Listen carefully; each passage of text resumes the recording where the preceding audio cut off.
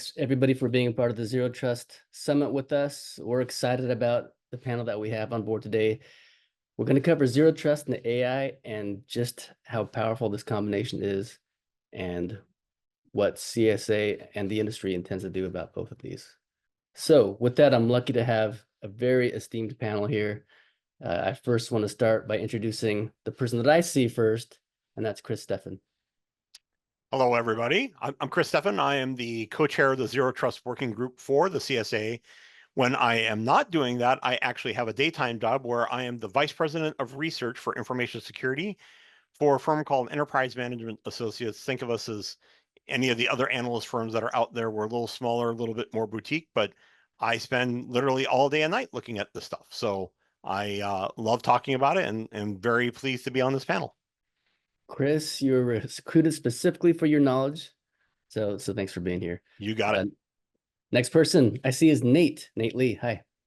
Hello, I'm Nate. So I'm a founder at CloudSec AI doing fractional CISO and AI security consulting. Also part of the AI technology and risk leadership here at CSA, and recently wrote the CSA paper on essential authorization practices for building systems that are backed by LLMs. So glad to be here. Hey, thanks, Nate. And next is Maria Schwenger. We know her as MJ. So MJ, hey. Hello. Thank you for having me today. What you need to know about me is that I started to work majorly on Gen AI in the middle of last year. Had a lot of projects completed, and I had the incredible pleasure to be part of multiple papers at CSA. Incredible pleasure to work with this team. So check the papers out. Thank you. Excellent. And last but not least is VB Malik. Hey, VB. Hey, everyone. Hey, it's amazing to be in this panel over here. I have been working with the Cloud Security Alliance Zero Trust team for almost 6 months or so now. Been a part of few of the paper reviews, as well as being a part of few of the papers that are gonna come out pretty soon as well. Outside of that, I work in the industry working on Zero Trust and Gen AI technologies and how we can help various different enterprises in adopting a lot of these technologies on the maturity model itself. So yeah, I'm really interested and excited to talk to you all about what we have been working on and what we have been hearing from our customers, as I spend a lot of the time in the field as well. Excellent. Thanks, VB. Thanks, everybody. So just to kick things off, I did want to set the stage a little bit on why we care so much about AI and Zero Trust for that matter too. So both concepts, or at least I shouldn't even say concepts, both either practices have been around for several years, for decades even. AI has been around for over 50 years. Zero Trust, the term Zero Trust has probably been around for almost 20 years now, pretty close to that. And so how are the two finally kind of starting to interact and align with each other? And for us at CSA, we've seen kind of this evolution of the cloud. AI has certainly been a part of that. It's been a part of just how cloud has evolved. And we've even recognized that if you see this, that history is repeating itself with Gen AI and cloud. And what I want to show first is if we looked at how we approached the cloud model with the infrastructure, PaaS, and SaaS model, the software as a service model, it broke down into these layers of shared responsibility and shared security responsibility. And these components allowed for us to implement security practices within those.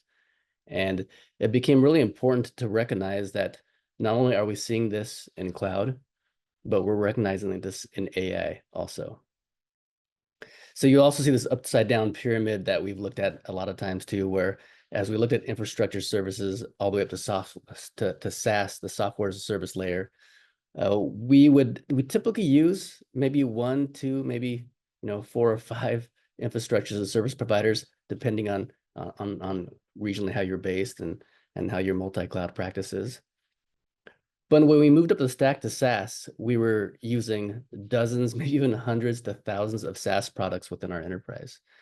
And you can see where we're seeing this similarity in AI, where we're seeing the frontier models like OpenAI, Anthropic, Google, and even Meta. These are very much similar to what we've seen now too today with the hyperscalers, how we see these ecosystems with Azure, GCP, AWS, Oracle, IBM, and others. And moving up that stack, we're seeing how these custom GPTs and even these AI agents, the agentic or agentization of AI models. And to us, I thought it was really important to look at this model, and it helps us really understand maybe this intersection between AI and now what we're seeing with Zero Trust. So with that, I wanted to even bring up that first question to the panel too. So now that we've set everything straight, we've kind of set up what AI looks like today and how we want to at least attempt to secure it. What do we think the synergies are between Zero Trust and AI? And VB, I'd like to start with you. Yeah, absolutely. I often say, John, that Zero Trust, like you said, has been around for last many, many years. Many strategic customers of mine have been looking at Zero Trust technologies, but I think AI is now one of the fundamental ways to accelerate on the path of many customers who were trying to adopt Zero Trust, and it just helps to take that next path forward itself. From my own experience, and I've seen a lot of the security transformation journeys itself. I've seen customers, who were always wanting that Zero Trust main principle of it, like never trust, always verify. That's the crux of the fundamental principle on Zero Trust that they have been trying to build upon. I certainly feel that how they leverage a lot of these AI services, AI touch points, it has the ability to analyze thousands of different data points that can be all coming together through AI model interactions, coming through API calls, different data access patterns. And it ultimately helps to build that Zero Trust layer. Think about, as customers try to adopt these technologies, they are looking at user behavior, they are looking at device health. AI technologies just helps to accelerate that progress that they are trying to do. You want to make sure that you can operate a lot of these technologies with elevated privileges, whether that you are trying to access a lot of the sensitive data that you have across multiple cloud services. AI can definitely help and accelerate in that effort. We also know that many customers leverage, these technologies. So certainly, as they are trying to, work through all these efforts, I think through multiple of these cloud boundaries, AI can definitely help to accelerate in that effort itself. Yeah, I like that. So AI is actually going to make implementing Zero Trust easier. At least accelerate the progress towards it. It definitely can streamline, but also it comes with the similar security challenges that a lot of the practitioners need to take care as they are trying to adopt these technologies as well. Yeah, I was going to mention specifically, don't think that AI is the panacea to adopt Zero Trust. If you are, starting out in a not good environment, a bad environment, AI may not help you. In fact, it may make things worse. You may magnify your bad process. You may magnify your lack of maturity. So really, no matter what process you're using to try to get to Zero Trust, it's important to start. But once you start, continue doing that assessment. Do that risk assessment. Understand exactly what you're trying to accomplish. Understand how AI is going to help you accomplish those goals. Remember, adopting AI for the sake of adopting AI is crazy. Okay, if you're trying to adopt it to gain a certain advantage, either in your SOC or through policy creation or whatever the case may be, that's great. That's an awesome use case. I don't have any problem with that. But understand that if you aren't mature enough or you're not far enough along in your process to even take advantage of those things, well, then adopting AI for the sake of adopting AI is just spinning your wheels about doing nothing. Right. Hey, MJ, do you think Zero Trust can actually help secure these AI adoptions though? Well, the simple answer is yes, but think about securing Gen AI in two different ways. One is the basic hygiene that all the things that we do today. And Caleb Sima had a very good post on LinkedIn about only 20%, less than 20% of incidents reported around AI are actually AI related. We are talking about basic security hygiene here, like encryption, patching, access management, right? Security all of those- 101. Security 101, exactly. Yep. And then you have the specific Gen AI security threats. And for those, if you take a look at the Gen AI, the Zero Trust core principles, we're talking about verify explicitly, least privilege access, assume breach, microsegmentation, continuous monitoring validation, contextual access control, which is one of my favorite, automated enforcement and response. So all of this gives a good framework for securing our AI systems against the evolving threats and to enforce a strict continuous authentication access control across all the layers of our AI systems, because usually this is where we kind of hit the wall. So a couple of examples. Think about data poisoning. Now, data poisoning is a little problem to me, and it seems to my colleagues, and I'll ask here for additional opinions probably, but it's hard to do zero data poisoning because it requires a lot of effort, a lot of knowledge about the system, about architecture, about data, about the use case even. So it's usually the bad guys are going after the low-hanging fruits, right? So for me, data poisoning is not that prevalent, but a lot of people worry about that.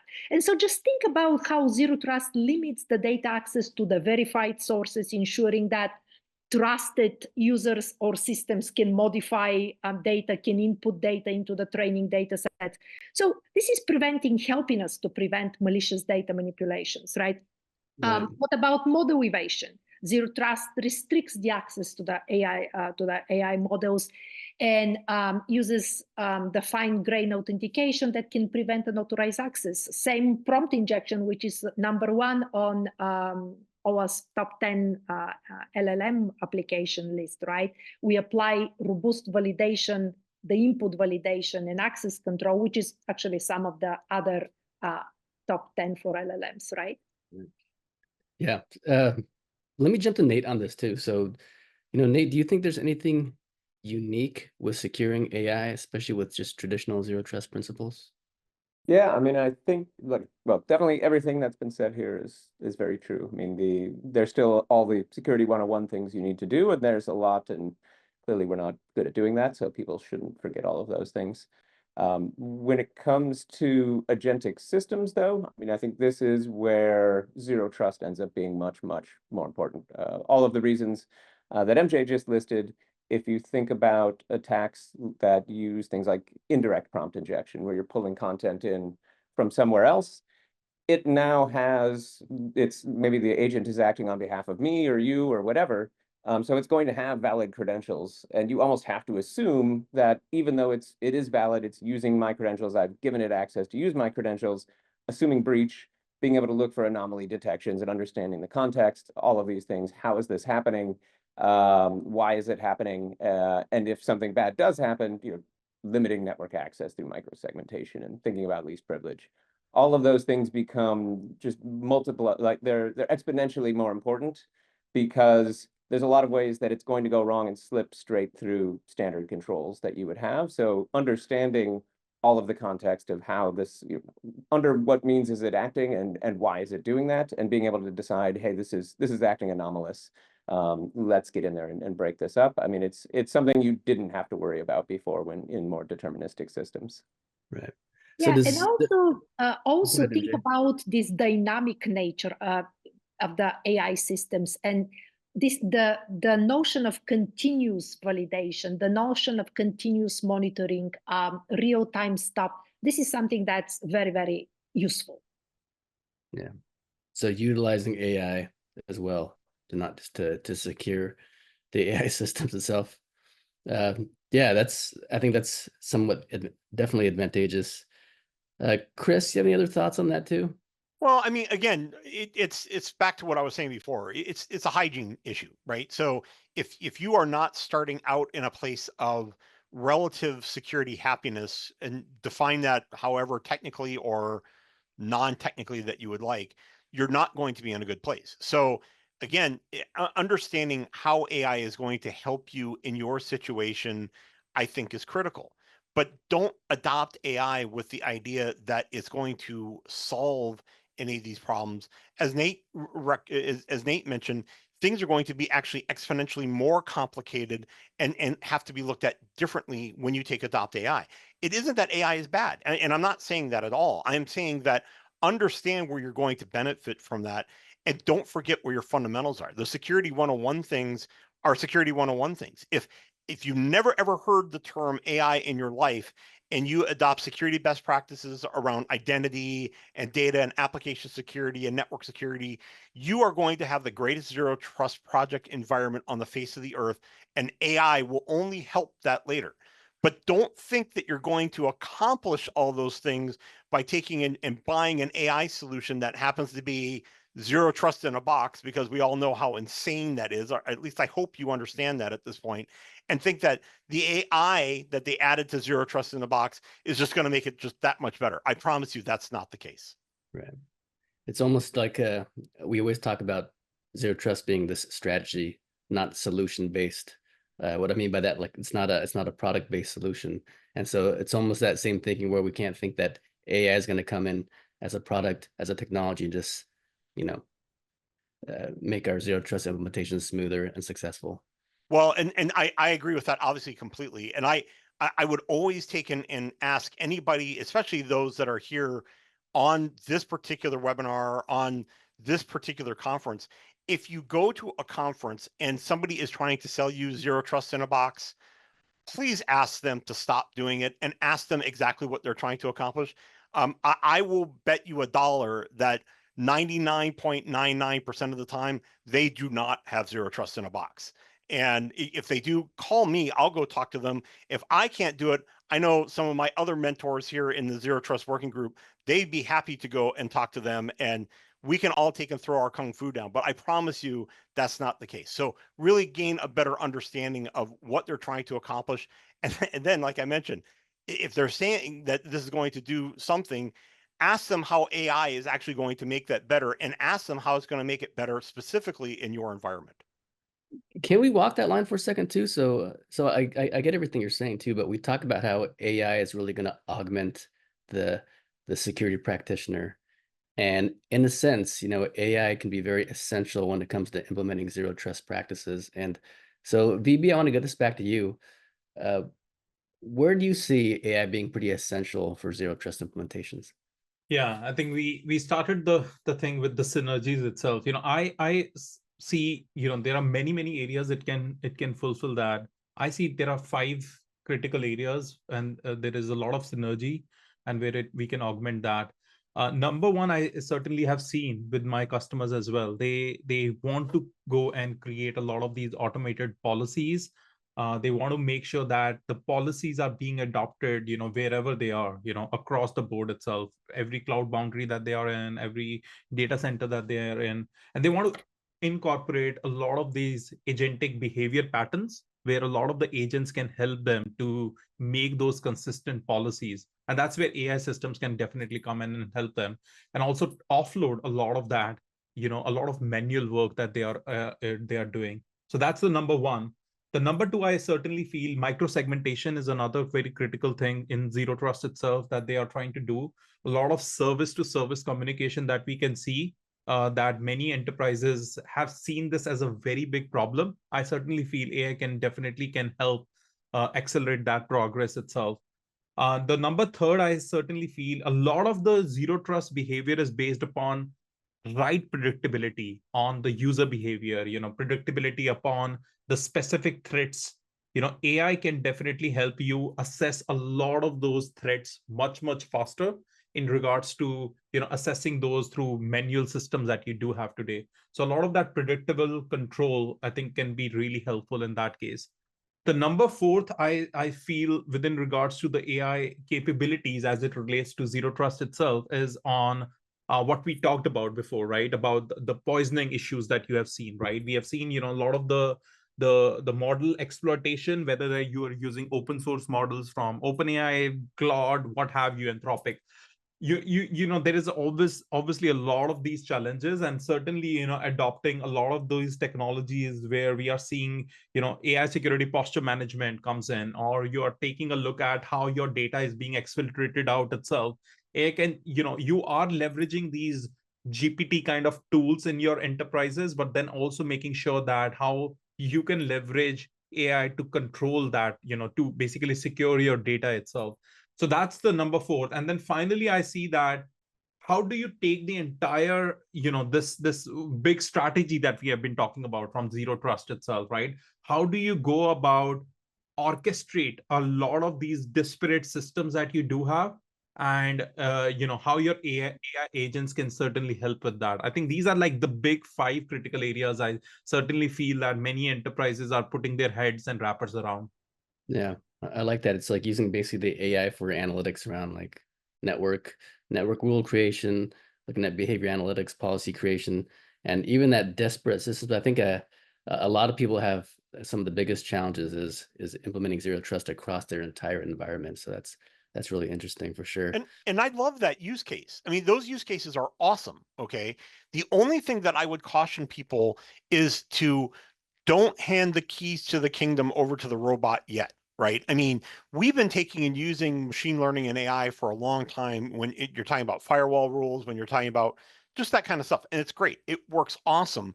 But you wouldn't likely take and have your firewall automatically take and cut access to the CEO because he happened to be at a Starbucks instead of his office. Or if you did, you're probably not going to be in that role very much longer. The reality of it is it's great for making suggestions. Look at those suggestions, evaluate them accordingly, and then implement when you think it's appropriate. But it's one of those things where it is a powerful tool to be making some of those kind of recommendations. I don't think we're quite at the point yet where I'm going to say, go take and secure. Thank you. We will get there, and I look forward to that day, but that day is not today. We still need some validation there. Yep. Let's jump to another question here, because we talked about network segmentation a little bit there too. Nate, how do we see something like network segmentation? How does that actually mitigate some of the LLM threats that we've seen? Sure. I mean, I think especially it's not necessarily the LLM itself, because LLMs of their own accord can't really do a whole lot. But when you start tying them into agents and giving them access to tools, giving them access to kind of find arbitrary data sources, pull things in from outside, that's where it becomes much, much more important. Because again, when we talk about how they can be exploited, when you're thinking about agents, a lot of it's going to come down to some sort of context you're pulling in from outside, and there's some sort of indirect prompt injection, and now it's going to run a command that can open a reverse shell. It can start connecting to databases, things like that.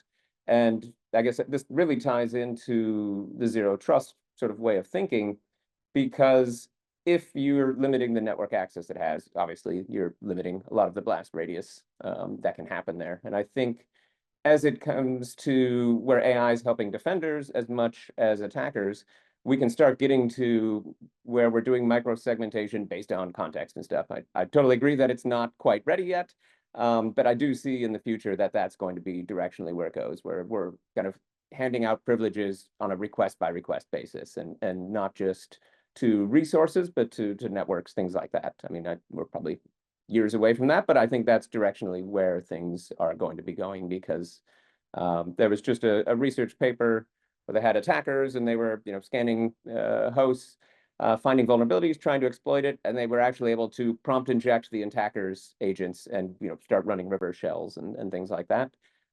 There's no reason something similar couldn't happen on legitimate tools. So I think locking down network access is going to be just as important as with any other tools that you're going to have within your network. Gosh, back to basic hygiene for networks. I mean, really, a lot of this ties back very cleanly to that. I know Zero Trust is all about that. Let's assume that breach mindset. Mm-hmm. So MJ, maybe we can go to you on this too. So how do you feel about AI when it comes to, hey, that assumed breach mindset? So this is a good question. And I just wanted to recap on what everybody else said by now. I think that pretty soon we are going to start talking about Zero Trust AI security framework, because we have both sides. We have Zero Trust for AI, and then we have AI for Zero Trust, right? Both of them, and they both have their own merits.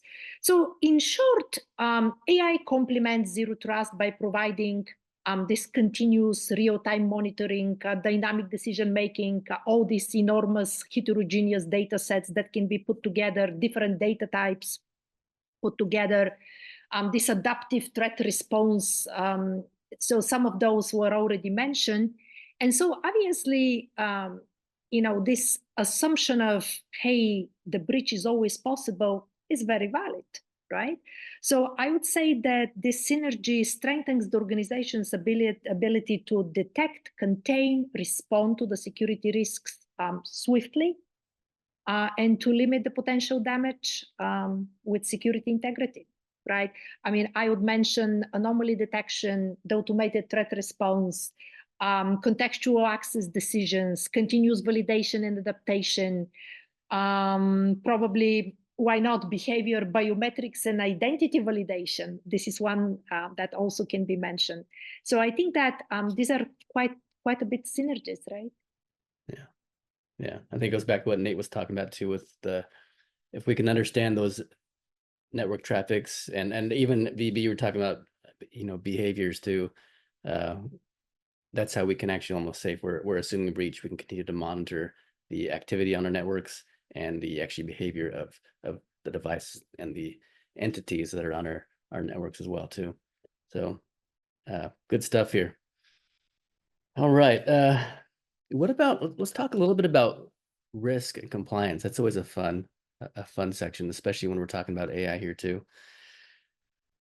There are not a lot of new risks that come from AI-driven security, especially when we look at these large language model environments, and we don't even need to get into some of the multinodal environments yet. But, MJ, maybe you can just kick us off on this too. What do you think these new risks that are emerging when it comes to large language models and AI that we need to be aware of? Well, I think this is one quite big question, and it has multiple answers. For one side, we have the AI, which introduces risk into the Zero Trust framework. We are talking about adversarial attacks on models. We already mentioned data poisoning, model exfiltration, model inversion, data leakage, prompt injections, everything, of course, what's on the OWASP top 10 LLM list, right?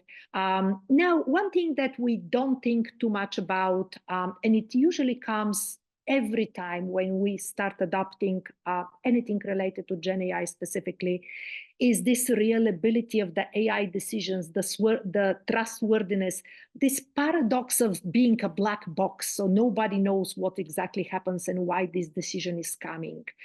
And of course, lack of robust monitoring, oversight, the human in the middle, how exactly this happens. By the way, just from a compliance and privacy perspective, we worked at CSA on a good paper which presents a framework of model risk management. I think really, really good paper answering this question. We'll highlight that in the chat right now. Okay, because we do have a misuse of AI in social engineering, drift model, erosion, security effectiveness, but everything comes to how we handle our models, how well we know other models. And then the other side of your question kind of comes how we mitigating AI risk with Zero Trust. And this is one great topic because there's so much that we can do. Again, I'm going to go basically to the principles, the continuous monitoring and validation, the least privilege access, the input validation, output validation, the explainability, the transparency, the regular retraining and testing, right? And I think this is a very large question. It probably deserves its own panel. Yeah, this is a large question. And I'm still going to hand it over to Chris here too. But Chris, maybe we could even talk about maybe certain AI risks that you think are either fiction or folly, and also maybe even, talk about what we can do about, mitigating some of the real risks that you're seeing. Yeah, I mean, again, I'm not trying to take and downplay that there are risks. There are risks. And as we started this conversation, we talked about if you looked at your environment and you looked at the reality of where your biggest security concerns are, I promise you, number one on that list is not AI. It is almost certainly the human element. It is data exfiltration by people doing things that they shouldn't be doing. It's from not following basic cyber hygiene. It's from, not carefully coding your applications. It's not safeguarding your environment. It's not having a microsegmented network. You take your pick. It could be any or all of those things come before AI taking and being what's going to end your universe. That said, I'm not trying to dismiss that either. Understanding where AI takes and comes within your environment, how you can protect it, how it should be evaluated, how it's going to be used by your employees is a critical of critical importance. Taking and understanding what data can be added to it, what safeguards and guardrails are you putting into place to make certain that you are not uploading careful AI. This is something that, again, it keeps CIOs, CISOs, CTOs, CEOs up at night a lot. And yeah, it is a concern, but you have other greater concerns too of encrypting that data and storing that data well and having a microsegmented network. And so, yes, AI is the big and shiny, and yes, we're talking about it, and yes, we're going to continue talking about it. But taking and spending time understanding how you are going to achieve zero trust by using quality, proven methodologies to improve your overall cyber hygiene and achieve zero trust, I think is a much better way of spending that time. I don't want to dismiss AI. It is something that we need to be looking at. I know that regulators are looking at it. I know that we as a CSA are looking at it. We're going to continue doing so, and we're going to come up with guidance and how to take and have good, proper cyber hygiene within your environments to be able to deal with AI. But again, it comes with the idea that you are at a point in your maturity cycle where that is going to be important, whereas there's a lot of organizations that need to learn how to tie their shoes before they can take and go run a marathon. So let's take and continue the conversation, understand the capabilities, understand where the risks actually are, continue the conversation, continue the risk assessment, and then we'll kind of deal with it from there. Okay. So yeah, I get it. Like basic hygiene and zero trust is pretty analogous to the technologies that we're adopting now.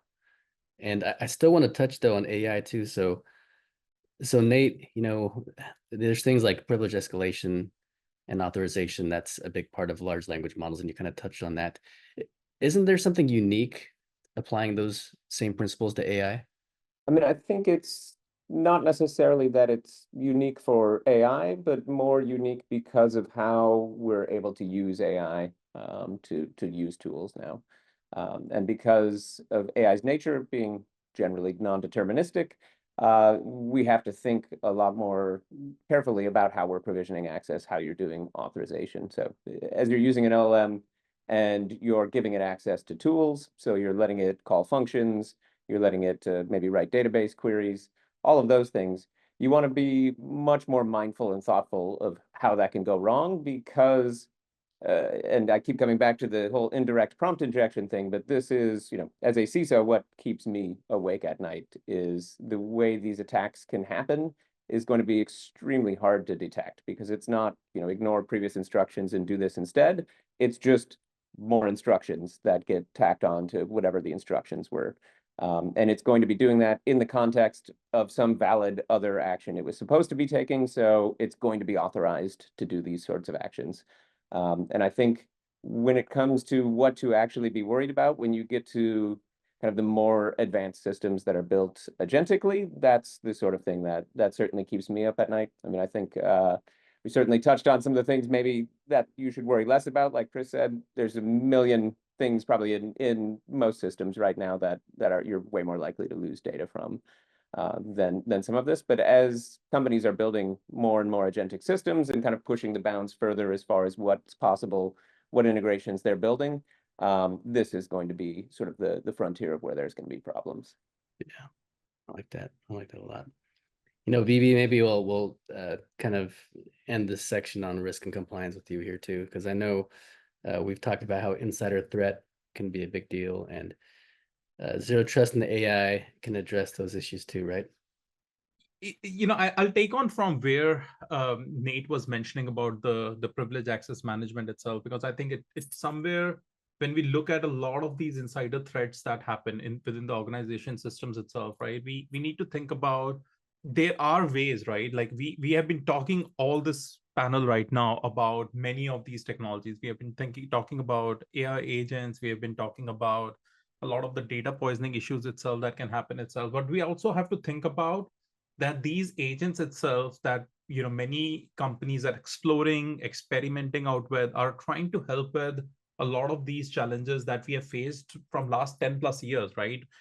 Probably the authentication and authorization, how are you going to go and monitor and analyze a lot of these things that that you would have ultimately, if a lot of these issues and challenges that we have seen in the industry, specifically for the insider threats and risk itself, requires a combination of you having a good baseline analysis and analytics built into your systems itself, so that you can go and effectively monitor a lot of these things. The biggest thing we need to also understand is that we are just not trying to prevent a lot of these insider threats anymore. It's a lot more about that. It's also about looking at how do you go and control about doing proper data validation itself. A lot of the integrity checks that needs to be built into the AI systems itself. How do you go and minimize a lot of these false positives that are being there itself? A lot of the model accuracy that you need to take a look into. So certainly a lot of these things, I believe that as enterprises are adopting a lot of these AI technology, it will certainly help in terms of solving for these end results and end outcomes itself. But again, wearing that critical hat that Chris has been mentioning along with it, it's very important. As we are taking one step forward, we don't want to go two steps backwards as we are adopting these technologies. We need to think very critically, as a lot of these technologies trying to solve a certain outcome, but also being very cautious into making sure our outcomes are in line with what we are trying to achieve long term. Yeah, and also when we talk about insider threat, that does not necessarily apply a malicious action. Sadly enough, for the last 18 months, I had a couple of cases when we had unintended action, right, which had a very funny, or in certain cases, sad impact. But just think about that, the mitigation that comes from the zero trust, continuously verifying and monitoring the users and the system behavior, ensuring that even the trusted users, they're subject to access, authorization, and continuously scrutinizing to detect the actions, right? So I think this is one big benefit that we've been seeing, even for users that we trust. Well, at the end of the day, people are people, right? And again, if you are looking in your environment and you don't recognize that your biggest risk in your environment right now is people, again, I don't know what that environment would be, right? So again, and it's not all malicious. It's not people being mean. It's not people being, I'm out to get the company. It's somebody accidentally clicking on something, or somebody, choosing to do one thing over another, despite the fact that you've gone through 5,000 hours of security training and blah, blah, blah, blah, blah. I mean, these are the things that happen, and it happens at every level, from the absolute top of your organization to the person that started yesterday. These are the kind of things that happen. Is AI going to solve some of this? Yeah, maybe it does. Does zero trust solve a lot of these? It solves a lot of them. It may not be the end all be all solution, but that's one of the reasons that you look to zero trust, is that it does help mitigate some of these problems. Again, not completely, because we're not a black box that you can't do anything with, because there's always going to be people involved. But you want to take and do your best to mitigate some of these concerns before they ever happen, and that's what zero trust is about. Hey, Chris, I'm going to do a final question here, and I'll start with you here too. So can you maybe just finish that thought and talk about how do we think that AI is either going to augment or help support zero trust implementations or zero trust architectures? Yeah, it's actually a great question. And I guess I'll simply say, by when you are taking and looking at zero trust and you are looking for help in understanding and compiling vast amounts of information, vast amounts of data, huge amounts of policy that you have to do, whatever have you, that is something where agentic AI is going to be interesting. It may not be the whole solution. In fact, it may only be a teeny part of the solution, but it's going to be a part that's going to be important. And understanding where your potential gaps are. When we come back to risk and compliance again, understanding in an environment and being able to unleash a compliance bot. I don't even know what that is, but I want the trademark in case anybody's out there. Compliance bot in that environment and saying, go help me understand where we are compliant, where we aren't, and go from there. That could be really, really compelling. And that basically, then you can cross apply that to, you know, any other framework that you want, including ones that are, you're applying for zero trust and for AI, and say, show me where I'm good, show me where I need help, and help me get there. That is the value of having an AI, agentic AI bot that can go out there and be that extra set of eyes, that extra hand to help you do some of these things. As we get further on in the maturity of AI in general, I think you're going to start to be able to do more. But that's where we are today. And right now, that would be a huge help to a lot of people trying to implement zero trust in their environments. That's good. Yeah, keep it simple for now, like a bot that can help just support our questions on our own environment and help us just help support what we're implementing. You got it. Doing it myself. Nice. Nate, what do you think about the same thing? How is it going to influence what we're going to do with zero trust? Yeah, I mean, my answer would very much align with what Chris says here. I mean, I think it's going to be it's going to help defenders much more than I think it will attackers at the end of the day, because as a defender, you have all the context. You know where your systems are, you have access to the logs, all the telemetry you've set up. I don't think we're there yet. And I think it is going to be a combination of LLM-based AI as well as other things. You're going to need models and things that can parse the vast amount of logs. But then when it comes to kind of analyzing them and doing the research of, hey, is this a true positive? If it is, what do I want to do about it? This is where the flexibility of LLMs is going to give defenders sort of a big leg up. And when we talk about zero trust and you start thinking about the things like, what's the context of this anomaly? If we're always assuming breach, always assuming something could be going wrong, that requires a lot of humans to kind of look at some of these things to really understand the context. And that's the sort of thing where when we get to a certain level of quality, that LLMs are going to really be able to push defense to the next level. So I think it's coming in the next years. I know there's several companies kind of working on tools and things that will be really helpful here. I think it's going to be really exciting to see where that ends up, when we look out 2, 3, 4 years.